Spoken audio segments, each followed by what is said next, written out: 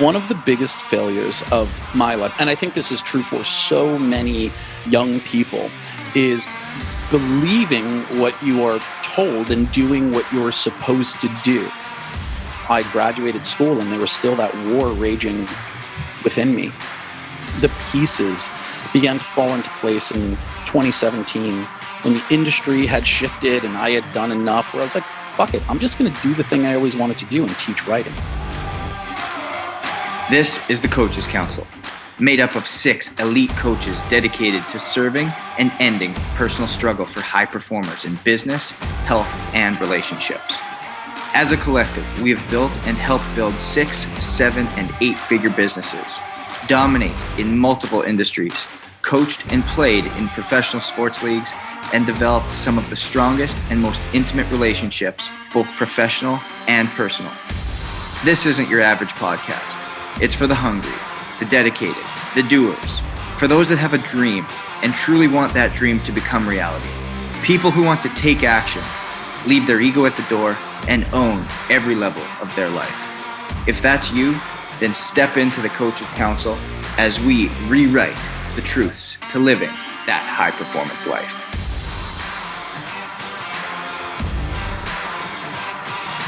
Welcome back to another week of the Coaches Council. We've got an absolute pleasure to welcome John Romaniello to the show one-on-one today. I can't tell you how many people out there probably just wait for your turn to talk during a week because you have such a gift with words and a perspective and point of view that I know I can't wait to hear every week because it's so unique, it's so powerful, it's so different that every time you open your mouth, every time I see a post by you, every time I interact with you, I learn something.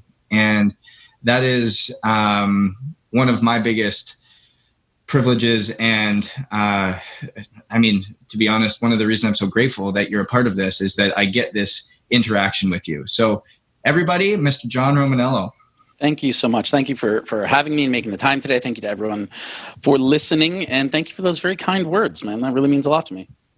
It comes from the bottom of my heart, Rome, because as I've kind of navigated my way through this space, I've come in touch with a lot of people that you wouldn't even know that have been touched by John Romaniello as well. And some of them are people who have worked for you. Some of them are people who you have mentored. And the impact that you've had that on them shines through and they just speak so highly of you. And so to be in your presence and to be a part of something like this with you is truly a gift and an inspiration. So thank you. Thank you again. And I'm really, it's nice to know that there are so many wonderful people saying kind things about me. It is.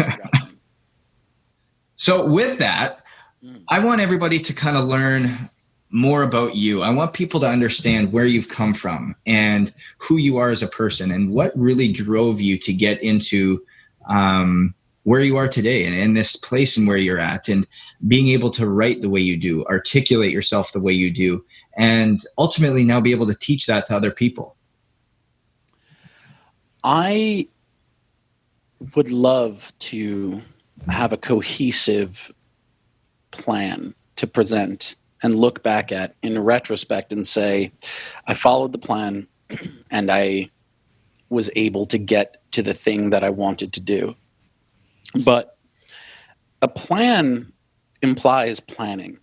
And that was something that I have no, there's a fantastic aphorism that says even the best laid plans of both mice and men tend to go awry. And I have been very fortunate enough to fail my way forward and upward through the ranks. And this is certainly a mark of luck and privilege and circumstance.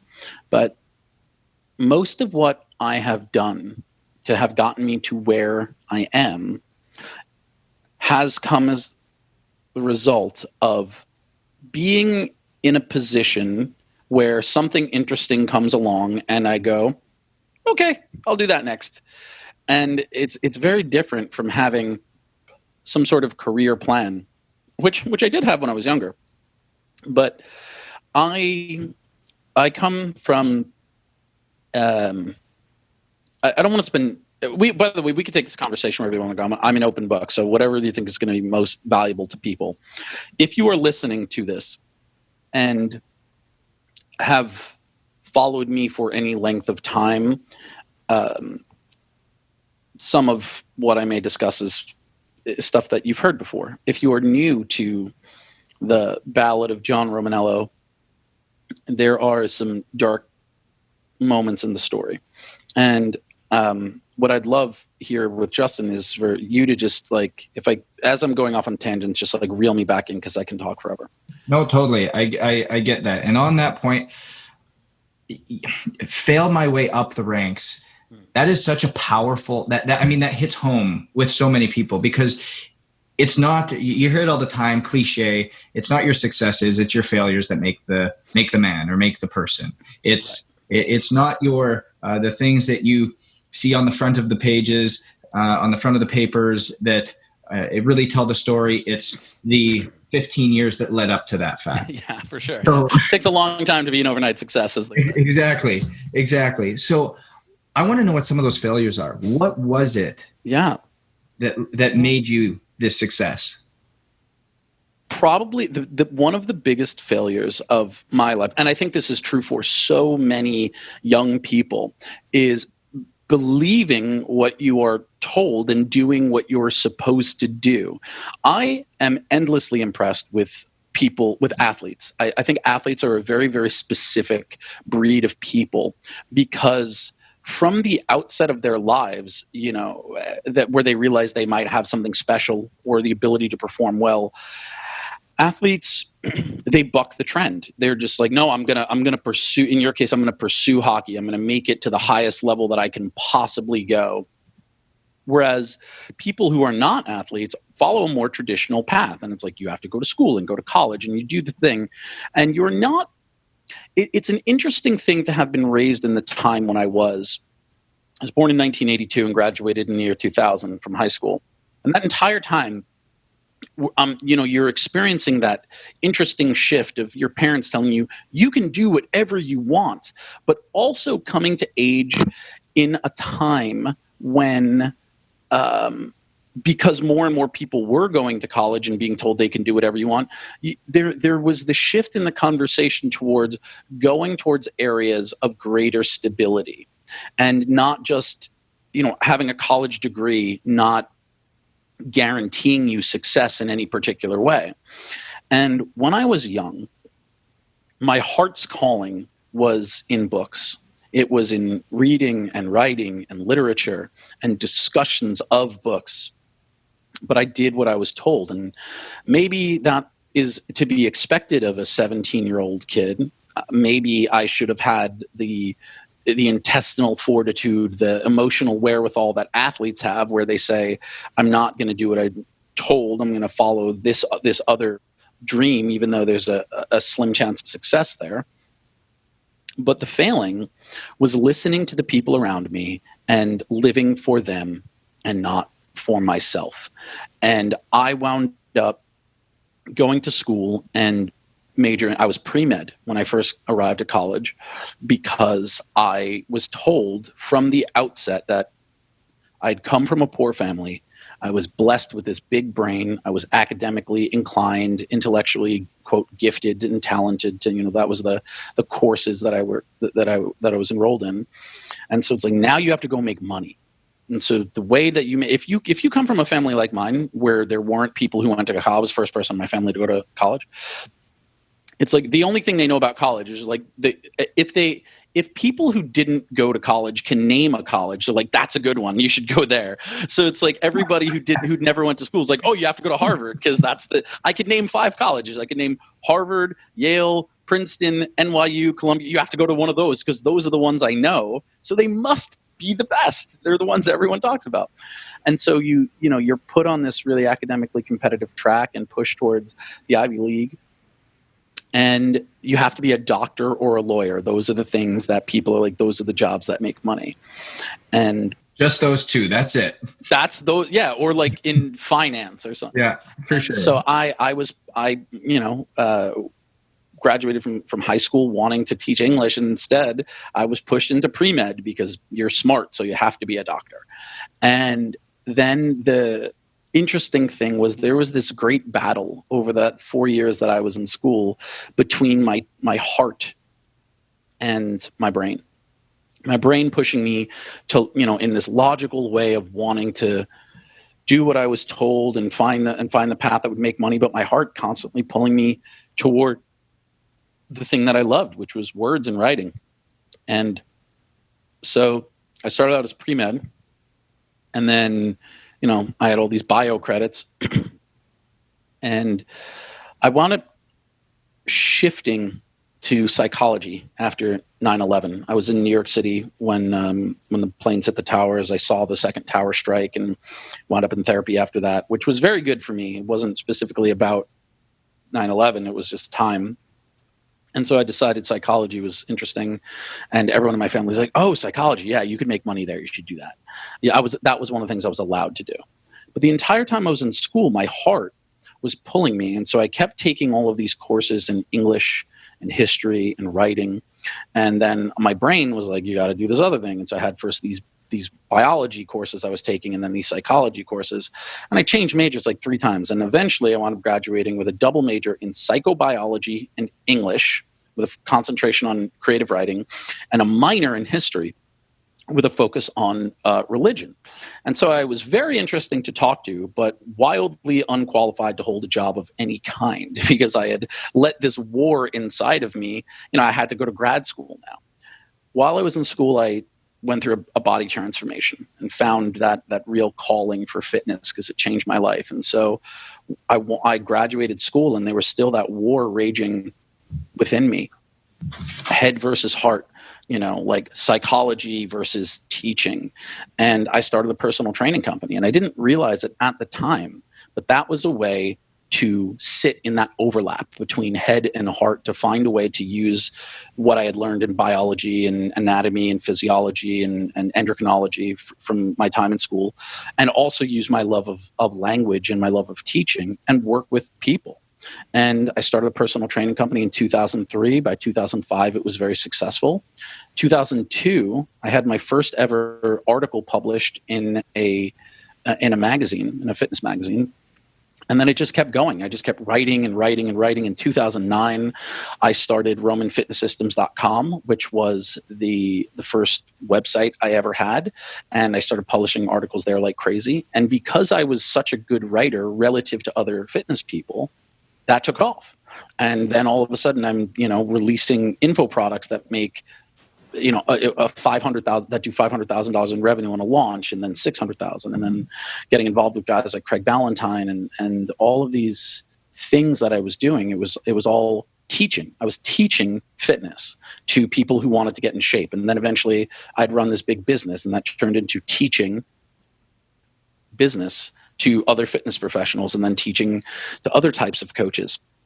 At this point, is John Romaniello full inside? Is John Romaniello's battle between his mind and his heart satisfied? Or is this just something that's masking what you truly wanted to do? I think there were aspects of me that were very satisfied. But as I mentioned earlier, I didn't plan. When I started my fitness business, it was really a way to procrastinate on making a decision about grad school. But then it became very successful. And so then I just did the next thing in that path, which was get involved in the online fitness space. And then from there, it was the next thing. And so I kept edging toward the things that would make me happier and happier, but there was always the consideration of what's good for the business, what's good for the money.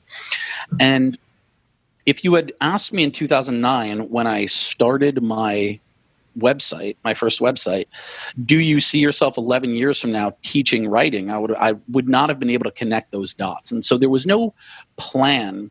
It was simply something would present itself, or I would create something and just put it out there and see how people reacted.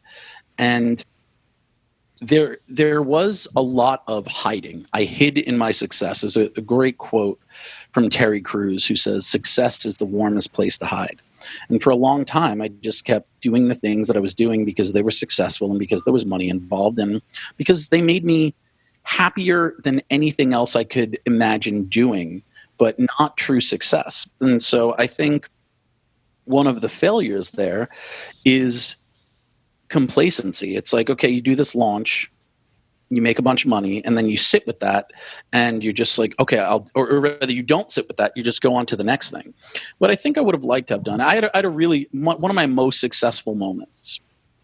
I've had a lot of moments of failure, of having done it incorrectly, but one of the most beautiful moments of my life came in late 2011 and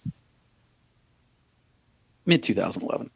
And I had run another launch and it had done really well. And I made a bunch of money. And I was excited about it because the launch had done well and because my business partners did well and because now I had all these new clients who were doing well. But the money itself was no longer interesting. And so I was journaling and I realized I was on pace to double my income from the previous year, which had doubled from the year before that and doubled from the year before that. And so for whatever reason, it didn't excite me. This is really important because I was a poor kid. I grew up on government aid, food stamps, welfare, the whole bit. And now I'm at a place in my life in 2011 when doubling my income is no longer exciting to me. And to have gotten to that point, which by the way, was not like, it wasn't an unbelievable amount of money. It was just like, all right, I'm going to make 1.3 million this year, which is, my company was going to make 1.3 million, which meant I would probably take home like 300,000 or 400,000, which is quite a tremendous amount of money if you've never had money. And it's cool. But it didn't, like, for me, the difference between like 400,000 versus 200,000, I was like, it actually didn't change anything. I was going to live in the same place, drive the same car, have the same friends, do the same things. And so I began, the beauty of the moment was this epiphany. If money is no longer the prime driver, if it's not going to change things, do I really need to make more of it? Is that the arbiter of success? Is that the metric that I want to use? And in that moment, I began to shift towards what is going to fill me. And then I shifted toward, like, I want to write a book and have it be a bestseller. And that came about in 2013. And then, but that's still not the right thing exactly, because it's still moving the goalposts. It's still setting your value or your happiness by achievement rather than by process. And, there were a number of shifts. The book itself was a tremendous success, but it was also a failure in many regards, because after the book, I was like, I don't know that I want to do this anymore. And it opened things up. And so all of the pieces began to fall into place in 2017 when the industry had shifted and I had done enough where I was like, fuck it, I'm just going to do the thing I always wanted to do and teach writing. And at first it was like, all right, going to teach writing for business and copywriting because that's the thing you can sell because people want to make money. And then eventually there were people who wanted to learn how to write books and wanted to learn to write for self-expression. And all of the information that I collected in college, all of the history courses I took, which gave me great insight into social structure, which gave me insight into religion and how that plays into mythology and how that plays into storytelling, all of the information I'd collected about psychology helped me learn. It was this beautiful moment where everything came together, and I was able to really actively use all of the things that I had learned and had been learning and continue to learn to this day. And whenever I teach my storytelling workshops now, I am so grateful, because when I was 18 years old, what I wanted to do was go to college and major in English and whatever, and I wanted to teach high school English and history. I wanted to teach writing and storytelling. And if I had just done that, if I had just gone and done the thing that I had wanted to do, if I didn't have the people in my ear telling me, you have to be a doctor, you have to make money, I'd probably be a teacher, maybe on Long Island, making anywhere between $80,000 and $110,000 a year, depending on how much after, school shit I did. And every year I would be hoping that there'd be one or two kids in the class who were like me, who wanted the stories, and the rest of the kids, out of 30 kids, if I got 2 who truly wanted to learn and love, that would be amazing. And then I'd have 15 kids who were trying to kill it because they just wanted to get into a good college. And then I'd have, 13 kids who just like didn't give a fuck. And that has to beat you down in some way as a teacher. And instead, now it took 20, I'm 38 now. So from the time I was 18 to the time I was 38, I went to school, I built a couple of different businesses, I consulted, I traveled the world, got married, got divorced, did the things, had successes, failures, all to take me to the exact place that I wanted to be to begin with. Now I get to stand at the front of the room teaching writing and storytelling.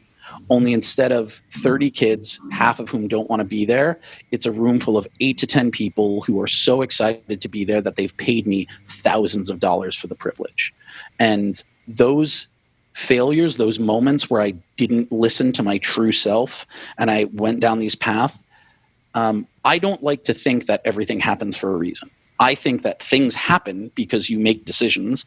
And if you're open-minded, and if you are objective, and if you have wisdom, you can find a reason and fit it to your narrative, but you will hopefully have learned enough to stop making the mistakes. So it's been a long, strange journey, to quote Jerry Garcia.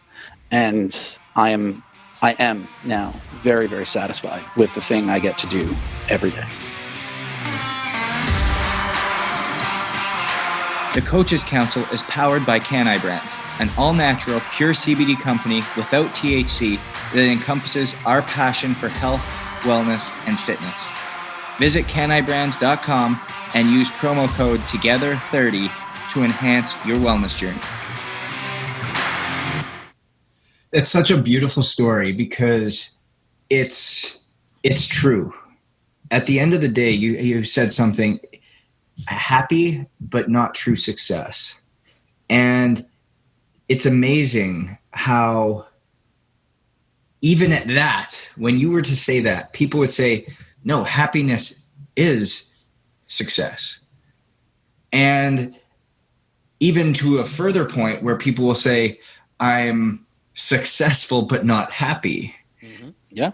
And in you being able to identify with that happiness that you felt at times, but not true success, and being able to then manifest your decisions and be open to what the world gave you, you were able to find that true happiness combined with that true success. I think that is going to resonate with so many people. What was your thought process as you started to see this actually come to reality? At what point was it where you were like, wow, almost like the tipping point of, yep, I've reached that level? Was it when you did your first writing seminar to all these people? What was it that told you, yes, you can get there?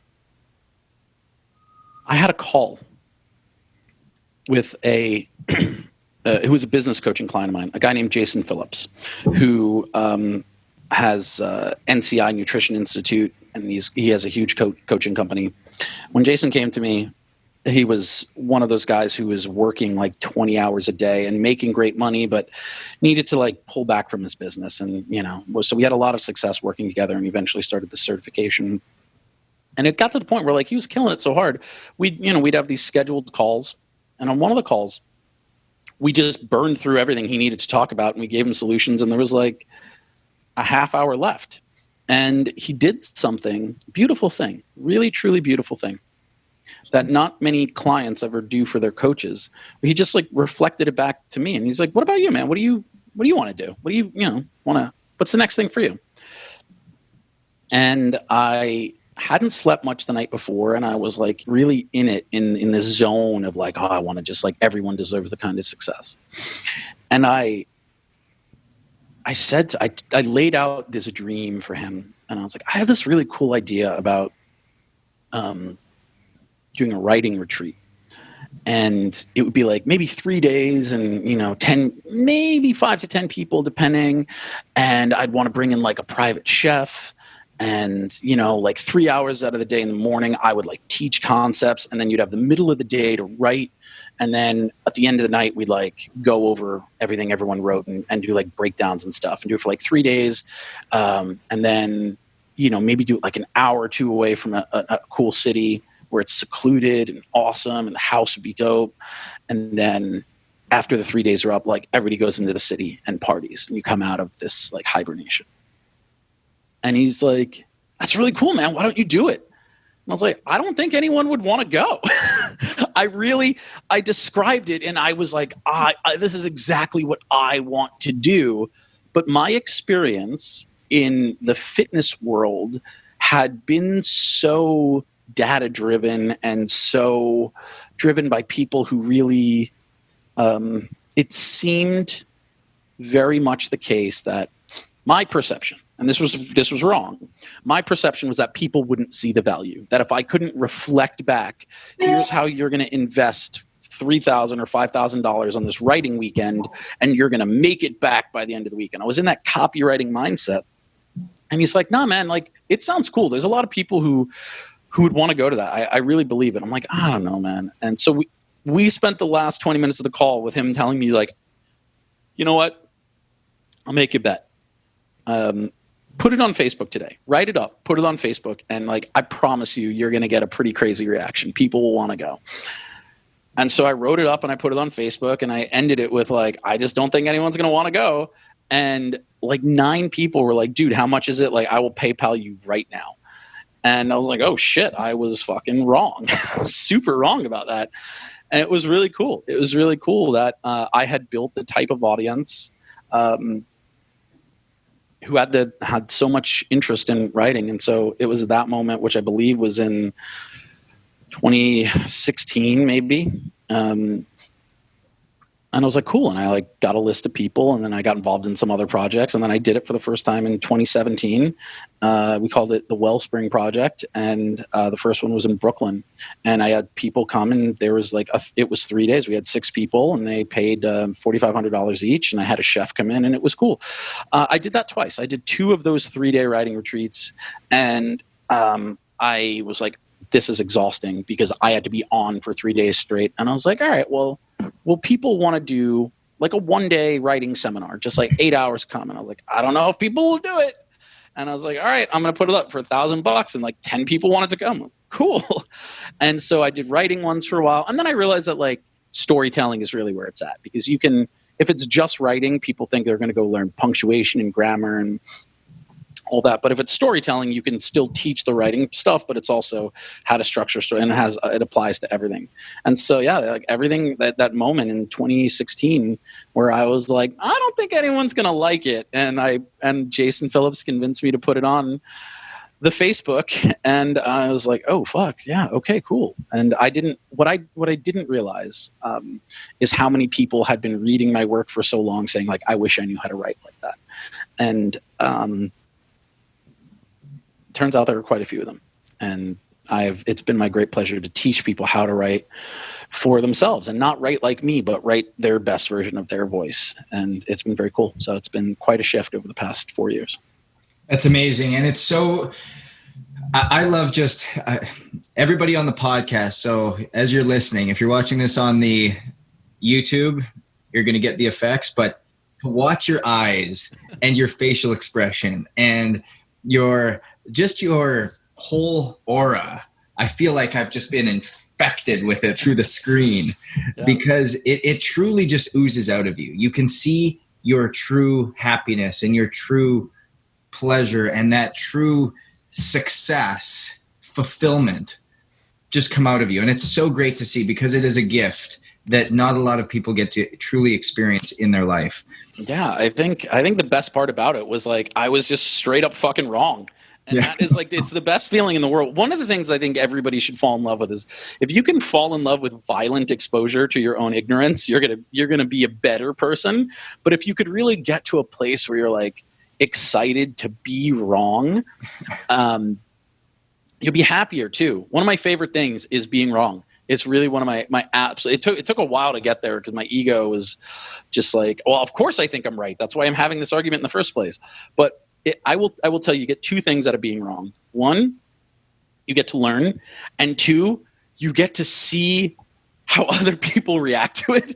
And it is one of the funniest things in the world is particularly if you do this, if you're like in an argument with your partner, your spouse or whatever, and the moment you realize you're wrong, you just go, I didn't think of it that way. So yes, you're right. I'm sorry. I agree with you now. And like, you're in the middle. Yeah. If you could just turn on a dime, you're like, no, that new information has changed my mind. It's so funny to see people in the middle of an argument and they're like, what? Is this a trick? I'm like, no, and don't even change the tone. Just like, I didn't think about it that way. You're right. You're right. And then they're like so confused. And I'm just like, yeah, I didn't, what you said has changed my mind. And now I agree with you. So forget the last few minutes. Yeah. So like you won. And like people don't realize when they're fighting, like ideally you want the win. You want the other person to think of it. Like you don't just want someone to be like, I'm wrong. I was a dick. I'm sorry. It's just like, oh yeah, it's not just that I'm wrong. It's that you are right. And now I agree with you. And going forward, we'll do it that way. And people are so unaccustomed to that they almost don't know what to do with it. They're just like, okay. Do I still have to be mad? Like you can still be mad if you want to, but I'd love to not be mad anymore. Now I just agree with you. Sorry I didn't say it earlier. And it's a really funny thing to do in an argument, to just agree. I love it. So a big part of the Coaches Council and what we do in providing value to everybody and all our listeners, and for the eventual, as you spoke about, live events, when this whole thing gets lifted and people have access to an amazing coach like yourself who can come and, like you just spoke about, you have the ability to be on and off because you've got a cast of 5 other coaches that take the business side, take the fitness side, take the nutrition side, take the leadership side, all these different sales tactics, the marketing, and really can change and encompass the entire life of whoever attends. What is it that you could give people in terms of trying to find, because our audience is going to resonate with the feelings of unfulfillment, happiness without success without happiness, whatever combination you want to put it. But what is that first step that really helped you get through that? The first step is Maslow's hierarchy of needs. If you look at the hierarchy of needs, and it's just like the bottom is food, shelter, water, air, and then you go up and it's safety, then community, and then above that is like self-actualization. You got to take care of the bottom ones first. Otherwise, you can't do the thing. And so, like, it's going to sound like the craziest thing in the world, but find something to make, like, I don't think this is right for everyone, but for some people, for a significant number of people, find something that, like, you're not that interested in, like, that just makes a bunch of money. And it doesn't have to be crazy, but if you can find some little side hustle, and I believe most people can get there, if you could find a side hustle that makes you like $2,000 a month, $2,000 to $2,500 a month, where you're like, you have to spend a year building it. And then after that, you can kind of just keep investing, like maybe a couple of hours a week to get to like $2,500 a month. All you have to, and honestly, it could be anything. You could learn copywriting. You could learn how to run Instagram ads for people. You could start a t-shirt company and make it profitable with Instagram ads. I don't believe in scaling businesses you hate. I believe in starting businesses that you're like, that are low-hanging fruit, that you're kind of lukewarm about and eventually don't mind walking away from, and are going to like give you the cushion to explore what you love. Because here's the thing, if you start a business making $2,500 a month, right? That's $30K a year. Most places in the world, that's going to pay your rent. You live in New York or California, not quite, depending on where you are, it's harder. But if you could start a business making you $2,500 a month, like, there's a lot less incentive to eat shit elsewhere in the world. And I really believe that, like, don't try to fucking monetize your passion right away. Find a monetizable skill. Instagram ads, copywriting, etc. Because what you don't want to do is be in a gilded cage. And that's where I was with the fitness business, right? I built this 7-figure fitness business, and then I didn't love it anymore, but walking away from it was really hard because it was making a ton of money and because I had a lot of emotional equity in it. I built it for 10 years, and trying to walk away from it was hard. So now it's like, if I invest, or, let's say I start up a little company making fucking mustache pomade. Those of you who are listening to this instead of watching it on YouTube, you don't realize I have grown an absurd. This is a hilariously stupid mustache I'm wearing on my face right now. I was going to comment. I think it looks actually phenomenal. It's amazing that every guy tells me how great it looks, and every woman is like, "Please get rid of this immediately." With the exception, because you're living out every man's fantasy. It's just like, so here's the trick to growing a mustache: you have to grow a full fucking beard. Like if you're the type of person who can grow a mustache day by day, shaving the rest of your face, and you can sit in the idiocy of like, oh, that's like a half stash. You have the kind of like resilience and emotional stability that I do not. But I grew a big old quarantine beard, and then I shaved it off except for my mustache, primarily to make my friends laugh. And for whatever reason, my partner Amanda thinks it's great. And so now I'm keeping the mustache. I've committed to keeping it. God bless her. For probably just a couple more weeks until like June 15th. So, but it's hilarious. But let's say I'm like, okay, I'm super into mustaches now. I'm going to start a little company that does mustache wax. I have to find a producer. It's my startup cost to create packaging inventory is probably going to be like $5,000. And then all I need to do is move it through Instagram ads, right? So I just have to figure out Instagram and Facebook ads. So that'll probably take me about 3 months to really learn. So for $10,000 in a couple of months, I could get into the very lucrative market of like mustache and beard pomade and beard care.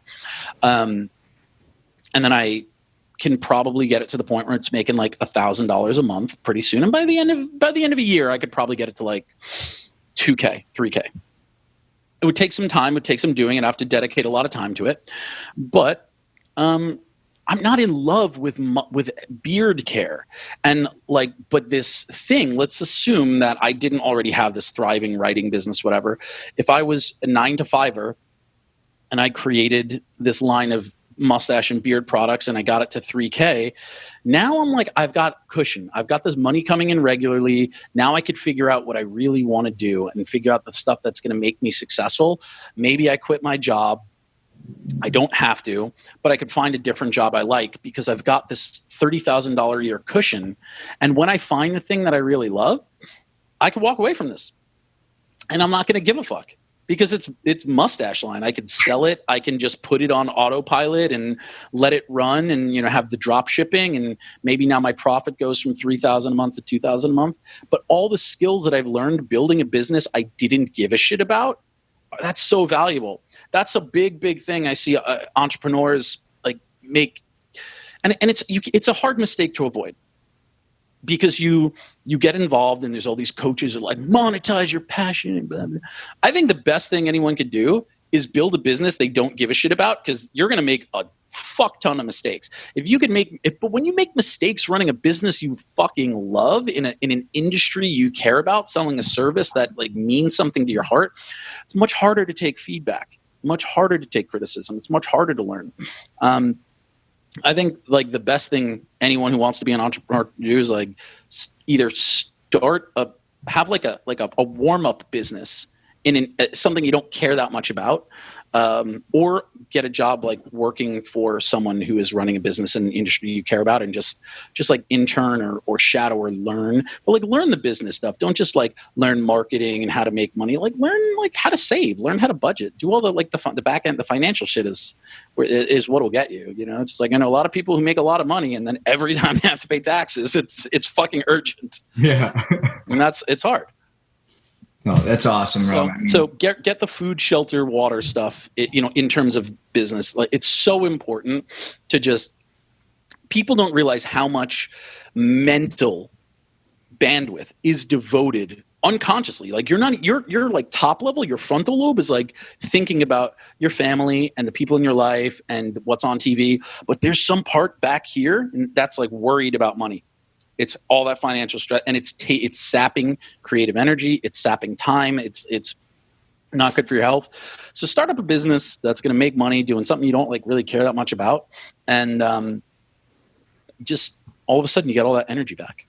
That's such great advice. I mean, I don't know many people that do it that way. Go ahead. Yeah.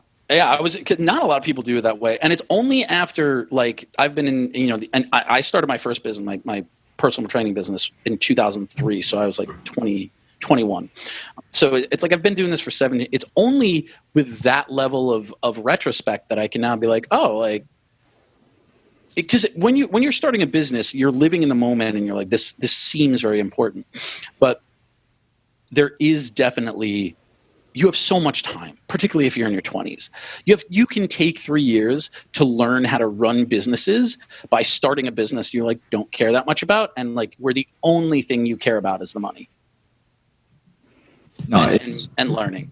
And you're learning by fire. Yeah. And all of a sudden, when you learn those skills, you develop them, you can take with your passion to really ignite what it is that you're wanting to do and end up having these massively successful writing retreats that make you ooze fulfillment out of your mustache as you sit across the screen doing a podcast. It is very professorial, my mother. I'm very excited. I do feel like all of a sudden everything I say about writing carries more weight. Do you ever do the little pull and twist? Yes, yeah, I have I didn't put it on today, but I have mustache wax. And it's like I make it like very musketeer-like, where it's just long enough. Oh, there it is. There it is. Yeah, I love it. Well, Rom, like I said again to start, I'm so grateful to have you part of the council, to be a part of this group, to be able to interact with you on a weekly basis, and to have you as a mentor, but more importantly as a friend. And besides every Monday when the podcast drops, where can people find you? On the Instant Picture application. So wow. It's a good one. Yeah, you could post anything. You can post pictures of your dogs all day. It's a hot new app people are talking about. Wow. Yeah, I'm on Instagram. That's the platform where I am most active. It's just at John Romaniello.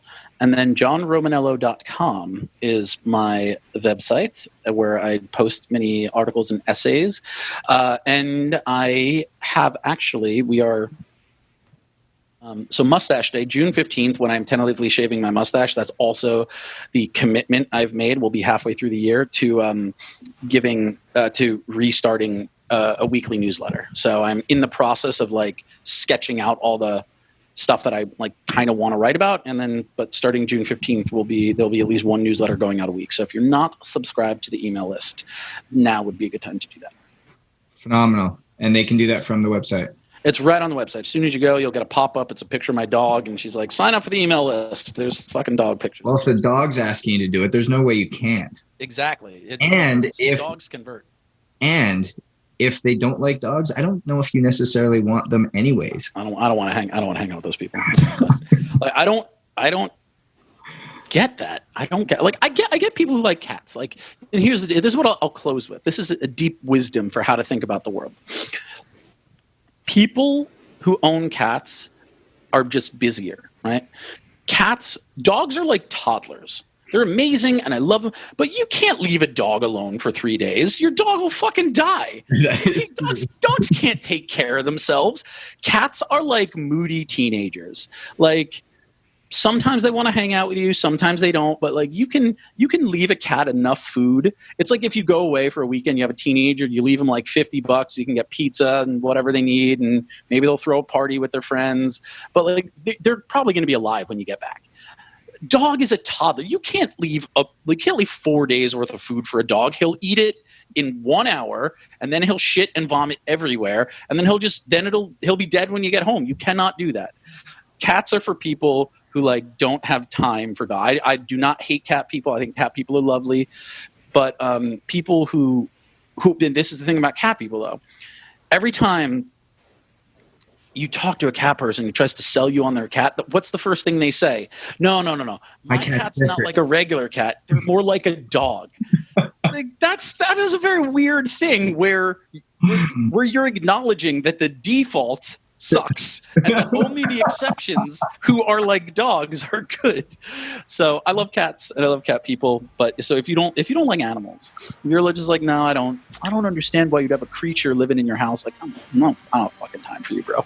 If you're not a pet person, you can't join my email list.